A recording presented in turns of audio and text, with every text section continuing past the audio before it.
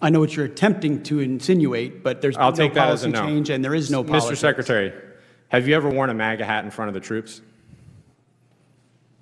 I own plenty of MAGA hats, but I don't. Have you ever worn one in front of the troops at an official event?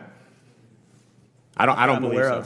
I don't believe so. Do you think it's appropriate for the President of the United States to wear political merchandise, including a MAGA hat, at official events, including West Point commencement? The Commander-in-Chief Yes or no? can wear whatever hat he wants, to include the phrase "Make America Great Again," because I would like to make America great again as well. So you think that's appropriate? The Commander-in-Chief has the right in front of his troops to wear whatever he'd like. Okay, I strongly disagree with you. And I urge you both, especially you, General Kane, as we see an increasingly political rhetoric, including from the Secretary, to please, for the good of our troops, this is an incredibly difficult moment, and we need leaders like you to continue to echo the apolitical nature. I have 12 seconds. Mr. Secretary, I don't say this lightly. I have to say this on the record. I think your tenure as Secretary of Defense has been shameful and weak, and you should resign. What we just witnessed wasn't political theater. It was a warning shot, a sobering reality check for American democracy. When Congressman Pat Ryan confronted Secretary Hegseth, he wasn't splitting hairs. He was calling out the heart of the danger. What happens when the U.S. military stops serving as a... We have all worn the uniform. We've all served in combat. We all love our country. We all revere our troops. And I really want to speak with you both, not as partisans, but as patriots. And I want to talk specifically about the events at Fort Bragg the other day. General Kane, I want to start with you. As a junior officer, were you ever required to make a pledge of political loyalty? Yes or no? Sir, as you know, we live in a apolitical military, so, no. Thank you. At any time in your 30-plus years of incredibly distinguished service, did you have to make a pledge of partisan or political loyalty? No, sir. Thank you. Did you ever serve in any unit or command at any level where service members were required to make a pledge of political loyalty? No, sir. Thank you. And I want to commend you. You've been on the record on this, including in your confirmation hearings, where you clarified, quote, "I've never worn any political merchandise or said anything to that effect." I appreciate that. That is the standard, and commend you for saying so and continuing to model that. General Kane, one last question for you. Should soldiers have to pledge political loyalty to participate in an event with our Commander-in-Chief? Yes or no, please. Sir, I'm not. First, no.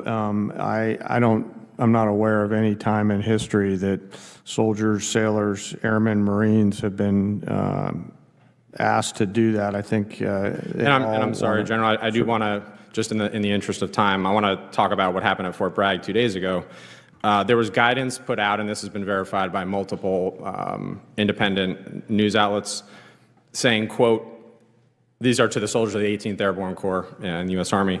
If soldiers have political views that are in opposition to the current administration, then they need to speak with their leadership and get swapped out. This is swapped out of the event with the president.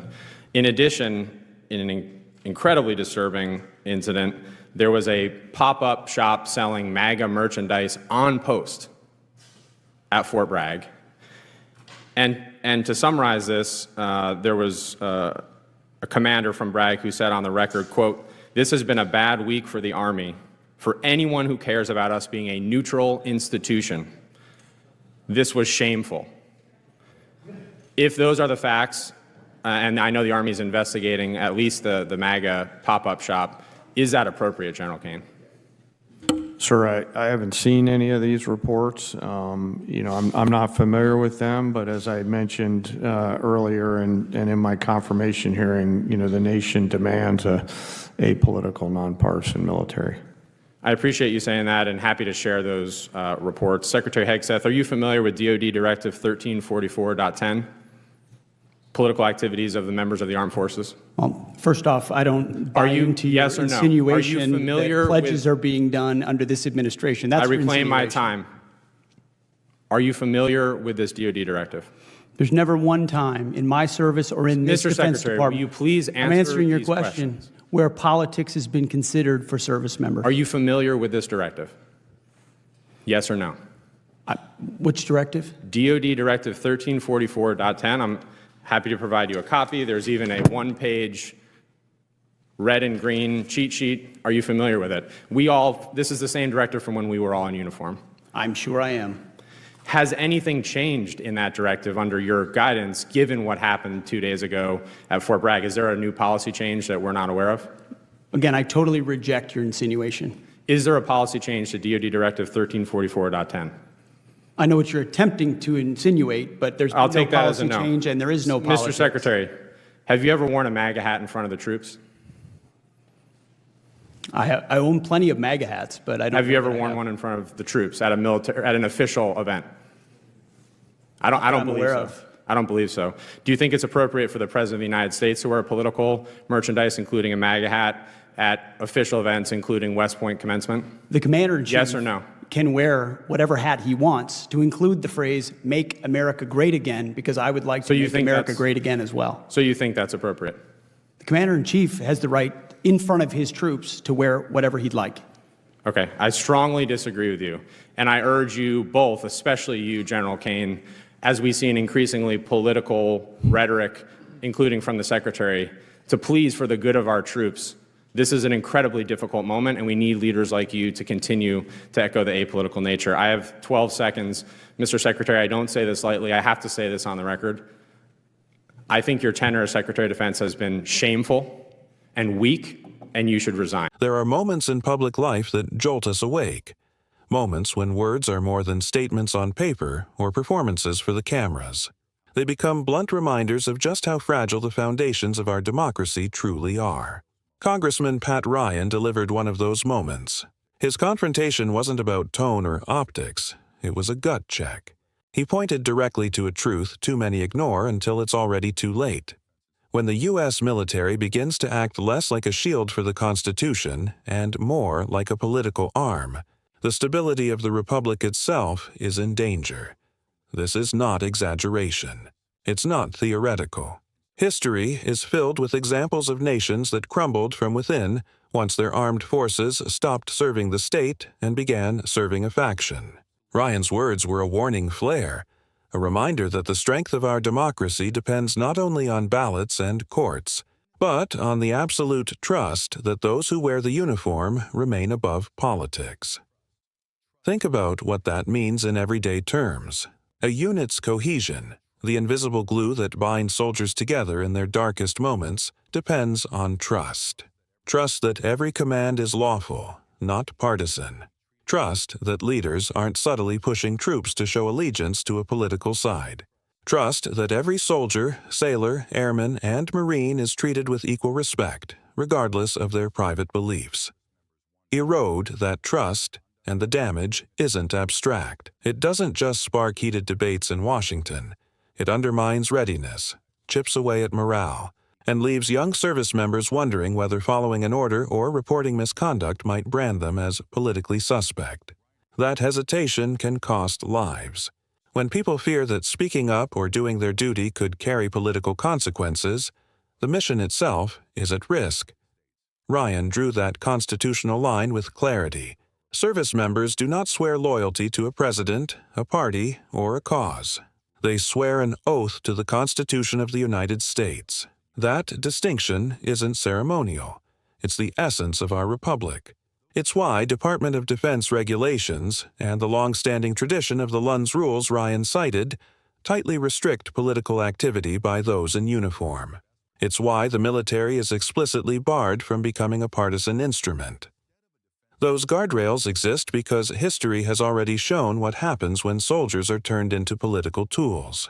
The outcomes are predictable. Decisions begin serving political interests instead of national security. The military's mission, defense of the nation, gets replaced by the pursuit of partisan advantage.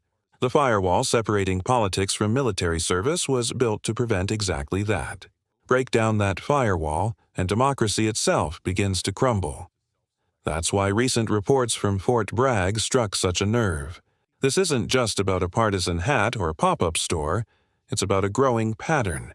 If leaders tolerate open political messaging on bases, or worse, encourage soldiers to self-select by ideology, the message becomes unmistakable. Loyalty to politics outweighs loyalty to the Constitution.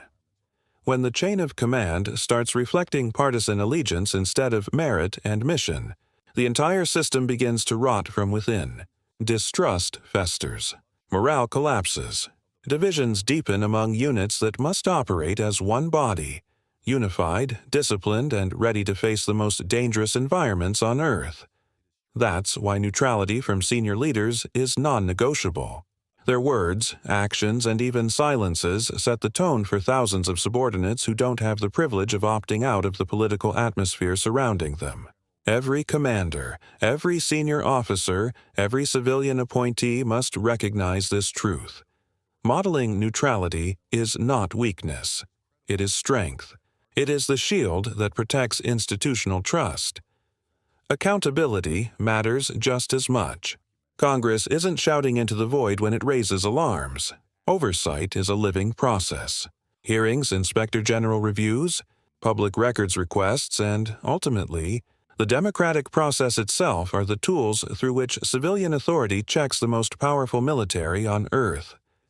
If credible evidence shows that partisanship has seeped into the Department of Defense, it must be investigated, documented, exposed, and corrected. And if leaders refuse to act, if they deny, deflect, or allow neutrality to erode, they must face consequences. The American people depend on an apolitical military, and leaders who forget that betray their oath. But here's the deeper truth Ryan reminded us of.